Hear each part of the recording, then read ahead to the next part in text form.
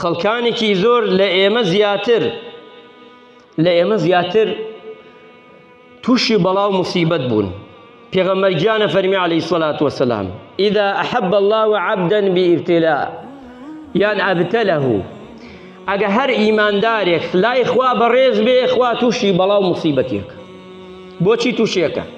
فەئین سەبەرە اجتەباه، ئەگەر سەبر و خۆڕاگری گرت لەو بەڵاو موسیبەتە، ئەو کاتە ئەو مرۆڤە چی دەبێ؟ نەجاتی دەبێ و تاوان و گوناحی پێوە نابێن. و ئەمجا فەرموو وئین ڕەضیە، ئەگەر ڕاضی بوو ئستەفاه، خوا هەڵێ بژێرێ لەسەر چی؟ لەسەر مرۆڤەکان ئەبێتە شەخصێک ڕقم یەک لای خودای پەروەردگار، خوا زۆر خۆشیگەرەک بەو ئیبتیلایە کە دەرچۆتیایە. بەڵام ئەگەر وئین سەخەتە، ئەگەر تووڕە بوو دەرنەچوو لە ئیمتیحانە، ئەو کاتە ئینسانە فەوتێ ئەبێ وریابین. تۆ تەماشای پێغەمبەران کە بە کورتی دێنم. پێغەمبەر ئادەم عەلەیهی سەلام لەکوێ هێناوە سەر زەوی؟ لە بەهەشت. تخوا من و تۆ لە بەهەشت بمانتێنە سەر زەوی ئەژین؟ وەڵا یەکسەر دڵمانە تەقیەوە مرین. نەبی ئادەم سێرچی خوای گەورە پێغەمبەران هەموویان بگرە، ئێمە ڕوبعێ پێغەمبەران تاقی نەکراوینەتەوە. بۆچی ئاوا خۆمان کوشتووە؟ تەماشای نەبی ئادەم کرد، لە بەهەشت هێناوەتە سەر زەوی، تەمەنی چەندە هەزار ساڵ.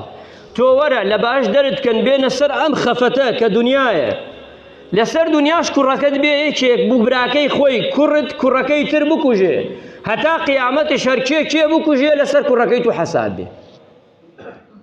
چی ئیمتیحانێکەمە؟ ئێمە ئاوا هاتۆتە سەرمانە، کەسمان لە بەهەشت دەرکراوە بێت بۆ دنیا، کەسمان کوڕەکەی تری کوشتووە، زۆرینەمان نە. ئێمە 50 ساڵە ژین، 6 ساڵ 70 ساڵ گشتمان هاوارمانە، ئەو 1000 ساڵ ژیاوە بەم خەفەتەشەوە ڕۆیشتووە. تەماشای دووەم بکەین موسڵمانە عەزیزەکان، لێکێتر لەو پێغەمبەر ئەیوب عەلەیهی سەلام چی دەرزیەکە نەبی ئەیوب ژیانی یعنی ئەتوانم بڵێم خەم و خەفەت لەم پێغەمبەرە نازدارە صلی الله علیه وسلم کۆبووەتەوە.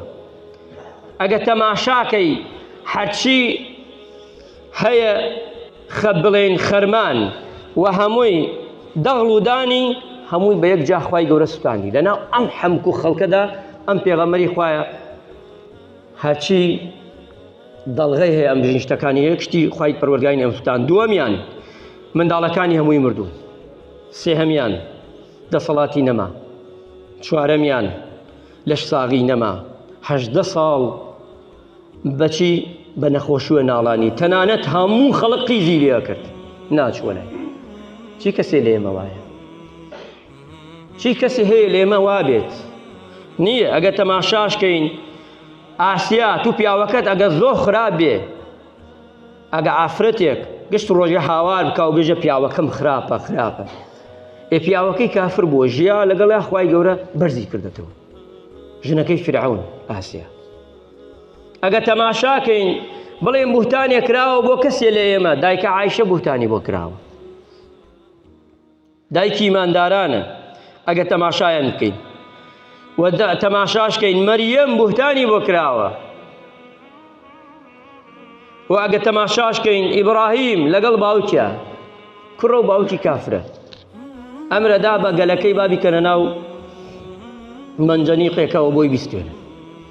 تەماشای نوحکەین عەلەیهی سەلام، تەماشای نوحکە، نوح کوڕەکەی کافر، ژنەکەی کافر، ملەتەکەیشی کافر، 509 ساڵە شتێرکە داوای کردووە بانگەواز. ئێمە بینە شێتە بینشێت 509 ساڵ تەمەنی هەمومانە، نەک نەفەرێ لەوەی وڵاتەوەنی بێژم زۆرە داوای کردووە بەس خەڵک بێت موسڵمان بێ، ئێمە هەوتیانە تۆ درۆوەکەی دوو لە ڕوو جەنابتان بێئەدەبی نەبێ، کەس بڕوای پێ نەکردووە. موسڵمانە عەزیزەکان پێغەمبەران هەموویان قودوەن بۆ ئێمە، ژیانیان هەمووی خەفەت و غەم بووە، بەڵام چۆن دەرچوونە؟ چونکە خوای گەورە لە یادیان نەکردووە پەروەردگار. ئەبێ ئینسانی ئیماندار بزانێ. سەیر یوسف کە عەلەیهی سەلام سێ براکانی کە چەندێک خراپ بوون لەگەڵی لە ناویدەن بیکوژن، دوایەوە توهمەی بۆ بکرێ کە دەستی ڕاکێشاوە بۆ ژنی ڕەئیسی وڵات، لە پاشە مەشوانە بێ بتکەنە سژنەوە. سێر ئەم پێغەمبەرە نازدارانە بکەن، هەموویان چی تنگانەیان بینیوە بەس وەکی ئێمە خۆیان کوشتووە ئێمە بیان لێرە و مردوین ئێمە هیچ نەبووە مردوین ئێستا ئەبێ ئینسانی ئیماندار شتی بچووک لە خۆی گەورە نەکا خەفەت و خەمەکانی لا بدە